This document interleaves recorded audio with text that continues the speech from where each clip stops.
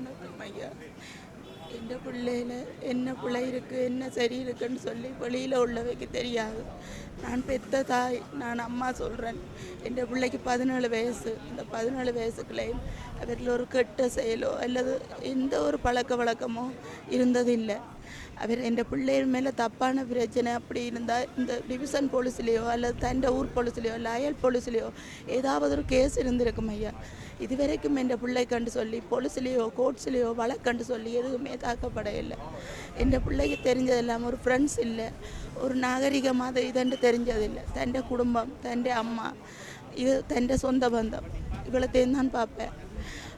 எங்களுக்கு அப்பா இல்லை, அம்மாவையும் அவர் தான் வச்சு பார்க்குறவர். எனக்கு 6 பிள்ளைகள், அவர் மூத்த பிள்ளை. மற்ற பிள்ளைகளை படிப்பிச்செடுக்கணும். அப்பா கொஞ்சம் ரிங் பாவிக்கிறவர். அவருக்கு புத்தி சொல்லுவார், எங்களோட குடும்பம் இப்படி கேவலமாக போகுது, நீ குடிச்சு கொண்டு திரியே என்று சொல்லி அவற்றை உதவியோடையும் தான் வாகனம் எங்கள்கிட்ட கடன் பட்டு தான் ஒரு மகேந்திரா வாகனம் ஒன்று எடுத்தவர். அந்த வாகனத்தில் எரிவேற்று தானே என் பிள்ளை போகிறது. எரிவேற்றி கொண்டு வந்து மருதராமடத்தில் அங்கே இங்கே தோட்டத்துக்கு கொண்டு பறிக்கிறவர். அவருக்கு தெரிஞ்சதெல்லாம் தன் குடும்பம், தன் வீடு, தன் வாசல், எதுவுமே என் பிள்ளைக்கு வெளியிடம் தெரியாது. யாருக்கும் ஒரு கெடுதல் நிச்சதும் இல்லை. தானே கஷ்டப்பட்டவன், இன்னும் ஒரு கஷ்டப்பட்டவன் வந்தால் அவைக்கு உதவி செய்வார். ஏனென்றா தன் குடும்பத்துக்கு அது நல்லது கிடைக்கணும்னு சொல்லி. அப்படி ஒன்றுமே அறியாத என் பிள்ளை இவையில் திட்டமிட்டு தானவே கொலை செய்திருக்கணும். என் பிள்ளை கொண்டே வாகனத்தை கொண்டே விட்டுருக்குது ஐயா. வாகனம் ஓட ஓட சுட்டிருந்தா ரோட்டில் வாகனம் தடம் பிறண்டிருக்கும், அல்லது அடுத்தவைக்கு ஏதாவது ஒரு இடவு நடந்திருக்கும். வாகனத்தை கொண்டே நிப்பாட்டினா அப்புறம் ஏனையா என் பிள்ளை மேலே சுடணும். வாகனத்தை டயரை சுட்டிருக்கலாம்.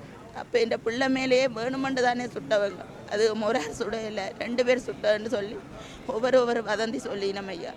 ஒரு ஆள் தான் போய் மனித உரிமை குழுவில் கொண்டு போய் வாக்குமூலம் கொடுத்தவையாம், மற்றவர் இன்னும் பேரே இல்லை. இதே தப்பை என் பிள்ளை செய்திருந்தா இந்த அரசாங்கம் விட்டுருக்குமோ? இந்த இவ்வளவு எம்பி மேரெல்லாம் விட்டுருப்பினமோ? சொல்லுங்க. என் பிள்ளை தவறுதலாக கொண்டு போய் கூட அச்சலன் படுத்தி இருந்தா விட்டுருக்குமோ? லைசன்ஸ் இல்லாமல் ஒரு தரம் வாகனம் ஓட இல்லையா? லைசன்ஸ் உள்ளவன் கொண்டு அச்சலன் படுத்தே இல்லையா? என் பிள்ளை பல காலம் ஓடி அப்படி எதுவும் செய்தவனா? இல்லையே. அப்படி செய்த எந்த பொலிசில் ஐயா முறைப்பாடு பதிவு பட்டிருக்குது? நீதி நேர்மை இல்லாமல் பச்சை பாலன் என்ற பிள்ளைய இருக்கும்போது கூட சுமையோடு இருந்த என்ற பிள்ளைய துடிக்க துடிக்க கொண்டுட்டாங்களே ஐயா. இதுக்கு ஒரு நீதி இந்த அரசாங்கம் வழங்காது, வெளி அரசாங்கம் வழங்காது.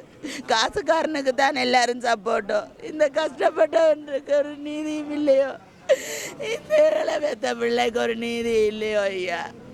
எந்த பிள்ளைக்கு வந்தது ரத்தம் இல்லையோ? எந்த வீட்டில் நடந்தது கொலை இல்லையோ ஐயா? ஏன் பாதுகாக்கினோம்? என்னத்துக்கு அரசாங்கம் பாதுகாக்குது என் பிள்ளைய சுட்டவனை?